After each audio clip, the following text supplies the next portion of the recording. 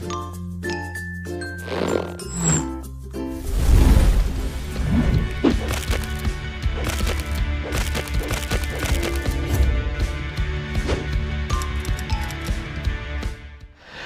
के समय पे भारत के प्रधानमंत्री नरेंद्र दामोदर दास मोदी जी ने कहा था कि किस तरह से हमें आपदा को अवसर में बदलना है। लेकिन आज मैं आपको एक दूसरी कहानी बताऊंगा। इस कहानी पे मैं बताऊंगा कि किस तरह से अवसर को आपदा में बदलने की कोशिश यहाँ का सिस्टम करता है। नमस्कार। आज मैं आपको जो सच्चाई बताऊंगा उसमें आपको दिखाऊंगा कि किस तरह से अवसर को ही आपदा में बदल दिया गया है। ये है हमारे देश का लोकतंत्र, ये है हमारे सिस्टम की सच्चाई, जहाँ पे अवसर को आपदा में तब्दील कर दिया जाता है और हम देखते हैं सिर्फ और सिर्फ तमाशा। नमस्कार, मैं सुनील शर्मा और आप देख रहे हैं हमारी खास पेशकश उड़ता तीर। जी चलिए, खबरों की शुरुआत करने से पहले मैं अंबिकापुर संभाग के संयुक्त आयुक्त को धन्यवाद करना चाहता हूं कि उन्होंने अब तक भारत की खबर को गंभीरता से लिया। जिस मुद्दे पर मेरी संयुक्त आयुक्त अंबिकापुर से विरोधाभास था, जिस मुद्दे को लेकर मैं उनसे व्यक्तिगत तौर पर मिलने गया था, उसकी रिपोर्टिंग, उसके वीडियो आप जरूर देखिएगा। उनका कहना था कि हमारा संभाग 1/4/2022 की स्थिति से ही वरिष्ठता सूची का प्रकाशन करेगा और हमारा कहना था जब बिलासपुर संभाग वरिष्ठता सूची का प्रकाशन 1/4/2023 की स्थिति से कर रहा है तो आप 1/4/2022 की स्थिति से क्यों करेंगे। और शायद इसी मुद्दे को समझते हुए आज के समय पे जो मेरे पास अभी एक आदेश की कॉपी आई है जिसमें उन्होंने 1/4/2022 की जगह 1/4/2023 से वरिष्ठता सूची का प्रकाशन करने की बात कही है। तो उसके लिए फिर से हम अब तक भारत आपका धन्यवाद करते हैं कि आपने हमारी बातों को समझा, आपने हमारी बातों को सुना और आपने महसूस किया कि कहीं ना कहीं 1/4/2022 की स्थिति में वरिष्ठता सूची का प्रकाशन करने पे अनेकों शिक्षकों का हित प्रभावित हो रहा था और उनके हितों का ध्यान आपने दिया। इसके लिए पुनः अब तक भारत और सुनील शर्मा आपका दिल से आभार प्रकट करते हैं। आपको पता होगा कि किस तरह से 1 फरवरी 2022 को हाई कोर्ट ने शिक्षकों के प्रमोशन पे रोक लगा दिया था और उसके एक साल के बाद 9 मार्च 2023 को हाई कोर्ट ने सभी याचिकाओं को खारिज कर दिया और एक बार फिर से शिक्षकों के प्रमोशन का रास्ता खाली हो गया। यहाँ तक तो आपको सुनने पे सब सही लगता होगा कि इसमें गलत क्या है, लेकिन शुरुआत इसी अवसर से आपदा पे होती है। शासन ने आदेश दिया कि पदोन्नति काउंसलिंग के बाद दी जाएगी और काउंसलिंग के लिए भी कुछ नियम रखी। इसमें कहा गया कि काउंसलिंग के पश्चात ही प्रमोशन होगा, पहली बात। दूसरी बात, सबसे पहले जिन शालाओं में शिक्षक नहीं है वहाँ पहले शिक्षक भेजे जाएंगे पदोन्नति के बाद में, ये भी सही है। तीसरी बात, जिन शालाओं में अभी सिर्फ और सिर्फ एक शिक्षक है वहाँ पहले शिक्षकों की भर्ती होगी, प्रमोशन वाले शिक्षकों की। ये सब बातें बिल्कुल सही हैं और ऐसा होना भी चाहिए क्योंकि आपने देखा होगा कि शिक्षक कभी भी दूर की शालाओं पे नहीं जाना चाहते हैं, वो अपने घर के आसपास ही रहना चाहते हैं। वो दूरस्थ क्षेत्रों पे, वो ग्रामीण क्षेत्रों पे, वह वनांचल पे नहीं जाना चाहते हैं। इस कारण से वो अपने घर को प्राथमिकता देते हैं। लेकिन इससे क्या होता है कि कभी कभी ऐसे स्कूल होते हैं जहां पर शिक्षकों का अभाव हो जाता है। कई ऐसे स्कूल आपने देखे होंगे जहां पर बच्चे तो हैं लेकिन शिक्षक नहीं। कई ऐसे स्कूल आपने देखे होंगे जहां पर बच्चे काफ़ी ज़्यादा संख्या पे हैं, 35, 40, 45 बच्चे हैं और उनके पीछे सिर्फ और सिर्फ एक शिक्षक होता है। तो आप समझ सकते हैं कि वहाँ के बच्चे किस तरह की शिक्षा ग्रहण करते होंगे। इस तरह के आदेश में कोई गड़बड़ियाँ नहीं है, लेकिन खेल यहीं से चालू होता है जनाब। आपको एक चीज़ और बताना चाहूँगा कि समस्त संयुक्त संचालकों की एक वीडियो कॉन्फ्रेंसिंग होती है जो शासन की तरफ से होती है और उसका समय 11 अप्रैल को दोपहर 2 बजे किया जाता है, जिसमें कुछ एजेंडा होते हैं और उसी एजेंडों पे आके बात फंसती है कि आप समझिए किस तरह से नियमों में पारदर्शिता नहीं होती है कि कहीं ना कहीं ये मामला फिर से हाई कोर्ट में चला जाए और कहीं ना कहीं इसमें पैसे का गेम हो सके। इसमें एक पॉइंट है जो आपको बताना चाहूँगा, वो पॉइंट है 1/4/2023 की स्थिति में वरिष्ठता सूची का प्रकाशन करना है। अब आप समझिए कि छत्तीसगढ़ शासन के एजेंडे पे ये है जिसमें सभी संयुक्त संचालक वहाँ पर जाते हैं, सभी संभागों के वीडियो कॉन्फ्रेंसिंग के थ्रू उसमें जुड़ते हैं और उसमें एजेंडा होता है कि जो वरिष्ठता सूची का प्रकाशन होगा वो 1/4/2023 की स्थिति पे होना चाहिए, वो एजेंडे में था। लेकिन हमने सूत्रों से पता किया कि क्या इस तरह का कोई जो बातें एजेंडे पे थी क्या वो लिखित में आई हैं क्या, तो हमने पता किया कि इस तरह का कोई भी लिखित में आदेश शासन की तरफ से जारी नहीं हुआ है। तो आप समझिए इसमें क्या होता है कि बिलासपुर संभाग के आयुक्त इसे 1/4/2023 की स्थिति में वरिष्ठता सूची का प्रकाशन करते हैं और उसके बगल के संभाग अंबिकापुर में 1/4/2022 की स्थिति पे वरिष्ठता सूची का प्रकाशन होता है। तो आप शिक्षकों की काउंसलिंग जारी है, लेकिन इसी बीच में कुछ विवाद हैं जो निकलकर सामने आ रहे हैं। कहीं कहीं देखा होगा एक वीडियो काफ़ी तेज़ी से वायरल हो रहा है जिसमें बिलासपुर संभाग के जेडी का कहना है कि हम जो भी नियुक्तियां करेंगे, जो भी पदोन्नत करेंगे वो 1/4/2023 की स्थिति पे होगा। लेकिन अभी मैं अंबिकापुर में हूँ और हमारे साथ में ज्वाइंट डायरेक्टर उपाध्याय सर भी हैं और यहाँ पर जो पदोन्नति हो रही है वो 1/4/2022 की स्थिति पे हो रही है। तो इस स्थिति पे कहीं ना कहीं जो कुछ शिक्षक हैं जो उस 2223 के घेरे पे नहीं आते हैं और कहीं ना कहीं उनका पदोन्नति नहीं हो पा रहा है। तो क्या एक देश में, एक छत्तीसगढ़ पे ऐसा आदेश कैसे पारित होता है जिसमें किसी संभाग में 1/4/2022 की स्थिति पे पदोन्नति की गणना होती है और कहीं 1/4/2023 की स्थिति पे होती है, जिससे कहीं ना कहीं नुकसान जो होता है, उसका जो खामियाजा होता है वो शिक्षकों को उठाना पड़ता है। और कहीं ना कहीं व्यंग में ही सही बिलासपुर के ज्वाइंट डायरेक्टर ने कहा है कि पड़ोसी संभाग में वहाँ पर कुछ ना कुछ गलतियाँ हो रही है। तो चलिए इसी मुद्दे पर बात करते हैं। हमारे साथ में जेडी सर भी हैं। सर बहुत बहुत स्वागत है आपका। जिस तरह से सर यहाँ पर जो पदोन्नति की गणना हो रही है वो 1/4/2022 से हो रही है, आपके बगल के संभाग में वहाँ बिलासपुर पे 1/4/2023 से गणना हो रही है। तो सर एक छत्तीसगढ़ पे इस तरह की गणनाएँ कैसे हो रही हैं, दो तरह की गणनाएँ कैसे हो रही हैं सर? ये संयुक्त संचालक बिलासपुर ने अपने जिसके वो नियोक्ता अधिकारी हैं उनने तय किया है, परंतु मैं पदोन्नति के बारे में बहुत स्पष्ट तौर पे बताना चाहूँगा कि ये प्रक्रिया 2020 से लंबित थी न्यायालयीन कारणों से। उसके बाद न्यायालय से जैसे ही रोक हटी, शासन ने ये कहा था कि मार्च में ही कह दिया कि तत्काल पदोन्नति की प्रक्रिया पूरी की जाए। उसके बाद शासन से निर्देश आने में कुछ विलम्ब हो गए। अधिकांश संभागों ने ये पदोन्नति 1 मार्च के पहले की स्थिति में कर ली है, पदांकन शेष है। ऐसी स्थिति में 2023 की स्थिति में वरिष्ठता सूची बनाना और उसके आधार पर पदोन्नति करना, ये प्रक्रिया को लंबा करने की बात है। रही बात कुछ शिक्षकों का 2023 की स्थिति में वरिष्ठता सूची पर बनने पर पात्र होंगे तो उनको पदोन्नति से वंचित नहीं किया जाएगा। फिर से साल में एक बार पदोन्नति करने का प्रावधान है। फिर से उनको 2023 के आधार पर जब पदोन्नति होगी तो वो पात्र शिक्षक फिर से पदोन्नत हो जाएंगे। तो सर आपने डीपीआई की बात की सर, जैसे डीपीआई पे आप लोगों की वीडियो कॉन्फ्रेंसिंग हुई थी, उसमें एक एजेंडा था कि जो प्रक्रिया है जिसमें जो आपकी समय सीमा होगी वो 1/4/2023 से होगी, ऐसा उस एजेंडे में था। तो उस एजेंडे में क्या बात हुई, 1/4/2022 से होगी या 1/4/2023 से होगी? उस एजेंडे में 1/4/2023 की स्थिति में वरिष्ठता सूची बनाने की बात हुई थी, जो कि नियमित प्रक्रिया है। प्रत्येक कैडर का 1 अप्रैल की स्थिति में प्रत्येक वर्ष वरिष्ठता सूची बनती है। उसमें ऐसी कोई निर्देश नहीं दिए गए हैं डीपीआई के द्वारा कि 1/4/2023 की स्थिति में पदोन्नति की जाए।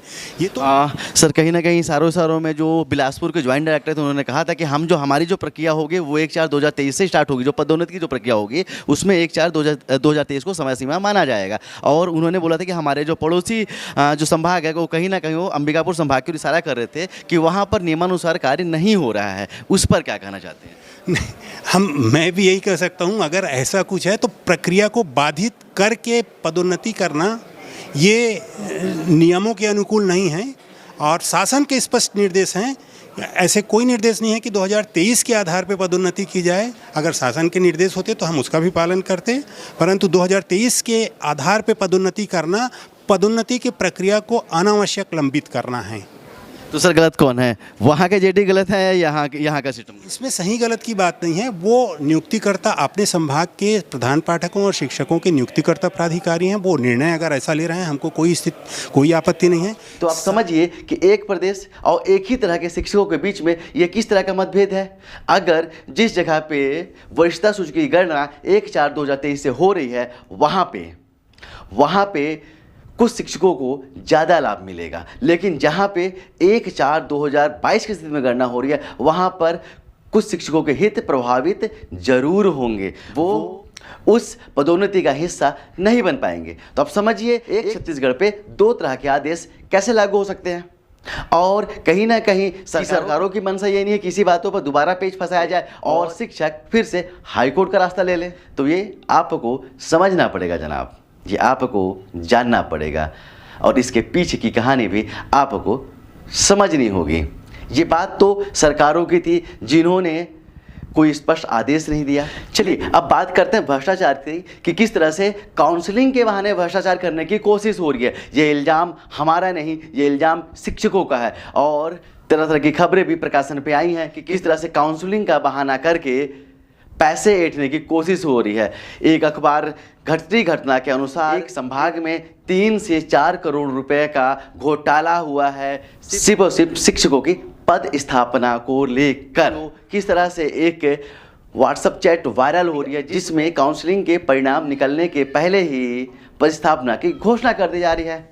अब आप समझिए कि पद स्थापना अभी हुई नहीं, सिर्फ काउंसलिंग हुई है, अभी तक पद स्थापना के रिजल्ट नहीं दिखाए गए हैं। तो ऐसा कैसे ग्रुप में कोई भी बातें वायरल हो सकती हैं कि आपकी प्रस्तावना यहाँ पर हो चुकी है? तो कहीं ना कहीं संदेह तो उत्पन्न होता ही है। शिक्षकों की शिकायत के अनुसार ये बताया गया कि वरिष्ठता सूची पे जिसका नाम पहले था, जब वो जाते हैं काउंसलिंग में तो उन्हें बताया जाता है कि आपके ब्लॉक में या आपके आसपास के क्षेत्र में जहाँ पर आप अपने ही पद स्थापना कराना चाहते हैं वहाँ पर पद रिक्त नहीं है। लेकिन उसके बाद जब उनकी काउंसलिंग हो जाती है तो वरिष्ठता सूची पर नीचे आने वाले नामों को उसी ब्लॉक पे जगह मिल जाती है। में इसी बातों को प्रमाण पे लेकर ये सभी शिक्षक सीधे सीधे संयुक्त संचालक पर घूसखोरी का आरोप लगाते हैं कि किस तरह से पैसे का गेम किया जा रहा है। आप इस आवेदन को देखिए। इस आवेदन पे एक शिक्षिका जिन्होंने बताया है कि वरिष्ठता सूची पे मेरा नंबर 780 था और जब मैं काउंसलिंग की गई तो मुझे बताया गया बैकुंठपुर ब्लॉक में के पद जो दिए गए थे वो रिक्त नहीं है, लेकिन उनके नीचे आने वाले 787, 789, 784, 838 और 841 रैंक के शिक्षकों को उसी ब्लॉक पे जगह दे दी जाती है।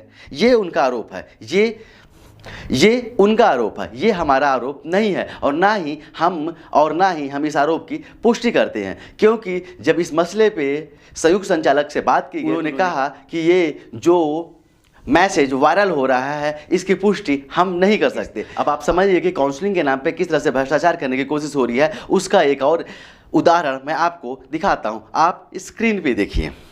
भाटापारा शिक्षकों ने लगाया तत्कालीन बीओ पर गंभीर आरोप, भ्रष्टाचार के खेल में अपनों को फंसाया, अब झाड़ रहा पल्ला। आपको इस खबर में देखने को मिल सकता है कि काउंसलिंग के नाम पे किस तरह से अपने पसंदीदा शिक्षकों से पैसा लिया गया और शासन के नियमों के साथ आंख मिचौली की गई। भ्रष्टाचार की हद पार करते हुए शिक्षकों के भविष्य के साथ में गंभीर खिलवाड़ कर दिया गया। यह खबर सीजी वॉल की है और उसमें वो लिखते हैं कि सहायक शिक्षक से प्रधान पाठक बने भाटापारा ब्लॉक के दर्जनों सहायक शिक्षकों के भेंट चढ़ावे का ख्याल रखते हुए तत्कालीन बीओ यदु ने स्थानीय ब्लॉक में ही पोस्टिंग दिलाने का खेल खेला। यदु ने इस दौरान अपने ग्राहकों का पूरा ख्याल रखा। तो आप समझिए कि इसमें शिक्षकों को ग्राहकों की श्रेणी पर रखा गया है और वहाँ के बीओ को एक बिजनेसमैन बताया गया है। ये आरोप लगाया वहाँ के शिक्षकों ने कि किस तरह से अपने लोगों को पसंदीदा जगह पे भेजा जा रहा है और उसमें भी लेन देन भरपूर चल रहा है। एक और खबर इस तरह से निकल के आती है जो आपको बताएगी कि किस तरह से अवसर को आपदा में परिवर्तित करते हैं हमारे यहाँ के सिस्टम में बैठे हुए बड़े अधिकारी। अमर उजाला की खबर के अनुसार छत्तीसगढ़ के कांकेर में पदोन्नति में गड़बड़ी मामले में डीओ आरोपी मीरे और क्लर्क वीरेंद्र वट्टी को निलंबित कर दिया गया है। शिक्षा विभाग के आदेशानुसार करीब 1 साल पहले सीनियर शिक्षकों को प्रधान पाठक के पद पर पदोन्नत किया जाना था। आरोप है कि डीओ और क्लर्क ने मिलकर जूनियर शिक्षकों का प्रमोशन कर दिया। शिकायत मिलने पर विभागीय जांच में दोनों दोषी पाए गए। इसके बाद दोनों के खिलाफ कार्रवाई की गई। तो अब समझिए कि किस तरह से इस पूरे सिस्टम में बड़े बड़े अधिकारी इन्वॉल्व होते हैं, किस तरह से पैसे के दम पे जूनियर शिक्षकों का प्रमोशन कर दिया जाता है और सीनियर शिक्षकों को उससे हटा दिया जाता है। तो आप समझिए कि किस तरह का गेम हमारे छत्तीसगढ़ में चल रहा है, किस तरह से काउंसलिंग के नाम पे भ्रष्टाचार किया जा रहा है, क्योंकि पता है कि अगर आपको अब अपनी पसंदीदा जगह पे जाना है तो आपको पैसा देना पड़ेगा और उसी पैसे को ऊपर ही पहुंचाना पड़ेगा। मैं आपको बताना चाहता हूं कि जिस समय मैं अंबिकापुर संभाग के संयुक्त संचालक के पास में उनका पक्ष जानने के लिए गया था कि जब बिलासपुर संभाग के आयुक्त 1/4/2023 को वरिष्ठता सूची की सीमा मान रहे हैं तो आप 1/4/2022 की स्थिति में वरिष्ठता सूची क्यों जारी कर रहे हैं। तो उनका कहना था कि वो उनका क्षेत्र है, ये मेरा क्षेत्र है, मैं अपने हिसाब से काम करूँ, अपने हिसाब से काम करेंगे, क्योंकि शासन ने कोई गाइडलाइन तो जारी की नहीं है। उनका कहना भी सही है। और उसी समय उन्होंने भी बताया कि देखिए हमारे पास में किस तरह से फ़ोन आ रहे हैं जिसमें बड़े बड़े मंत्रियों के नाम थे कि उनके पसंदीदा शिक्षक किस तरह से उनके एरिया में पहुंच जाएं। अगर आपको इस बात में कोई शक लगती है तो एक बार संयुक्त संचालक के कॉल रिकॉर्ड की जांच करा ली जाए, तो उसको आपको पता चल जाएगा कि कौन कौन से नेताओं ने, कौन कौन से मंत्रियों ने, कौन कौन से रसूखदारों ने उनको फ़ोन किया था। तो ये मामला सिर्फ शिक्षकों से लेकर शिक्षकों तक नहीं है, ये मामला शिक्षकों से लेकर राजनेताओं से लेकर मंत्रियों तक है। तो इस तरह से हम जरूर बोल सकते हैं कि अवसर को आपदा में तब्दील करना हमारे यहाँ के सिस्टम का एक बहुत बड़ा, एक अभिन्न अंग हो चुका है और इससे हमें जागने की ज़रूरत है। इसके बारे में हमें बोलने की ज़रूरत है और इसके बारे में हमें समझने की ज़रूरत है कि किस तरह से अपने ही हक के लिए शिक्षकों को पैसा देना पड़ता है और कहीं ना कहीं उन शिक्षकों की जो जवाबदारी है कि जिस क्षेत्र पे शिक्षा की सबसे ज़्यादा कमी है, जिस क्षेत्र में शिक्षा की गुणवत्ता की सबसे ज़्यादा कमी है, उस क्षेत्र में उन्हें जाना चाहिए। तो कहीं ना कहीं वो भी अपने कर्तव्यों से भागते हुए दिखाई देते हैं। उन्हें तो ऐसे शिक्षकों से भी गुहार कि कम से कम हमारे देश के लिए, हमारे प्रदेश के लिए और हमारे बच्चों के लिए, अपने बच्चों के लिए एक अच्छी शिक्षा व्यवस्था का होना जरूरी है और उस पर निर्णायक कहीं ना कहीं शिक्षक ही होते हैं। आपके कंधों पे काफ़ी बड़ी जिम्मेदारियां हैं और उस जिम्मेदारियों को आपको समझना होगा और उस जिम्मेदारियों का निर्वहन भी आपको करना होगा। हम इस उम्मीद करेंगे कि आप भी वनांचल क्षेत्र पे जाएंगे, कि आप भी ग्रामीण क्षेत्रों पे जाएंगे, आप भी उस सुदूर क्षेत्रों पे जाएंगे, वहाँ से बचेंगे नहीं जहाँ पे शिक्षा का सबसे ज़्यादा अभाव है। क्योंकि आपको हमारे देश पे गुरु कहा जाता है। एक बच्चे का भविष्य बनाने और बिगाड़ने का पूरा श्रेय आपको ही जाता है। आपके पास वो कला है कि किसी भी बच्चे को रंग से राजा बना सकते हैं। तो मैं उम्मीद करूंगा कि आप लोग भी अपनी जिम्मेदारियों का पूरी तरह से निर्वहन करेंगे। आशा करता हूं आपको ये हमारा आज का ये एपिसोड अवसर को आपदा में बदलना अच्छा लगा होगा। आपको हमारे द्वारा दी गई जानकारियाँ अच्छी लगी होंगी और अगर आपको लगता है कि हमारी जानकारियाँ सही हैं, हमारे मुद्दे सही हैं, तो हमारे चैनल को सब्सक्राइब करना ना भूलें और बेल आइकॉन ज़रूर दबाएं, क्योंकि आपकी हौसला अफजाई ही हमारा हौसला बढ़ाती है। देखते रहिए अब तक भारत और हमें दीजिए इजाज़त। जय हिंद।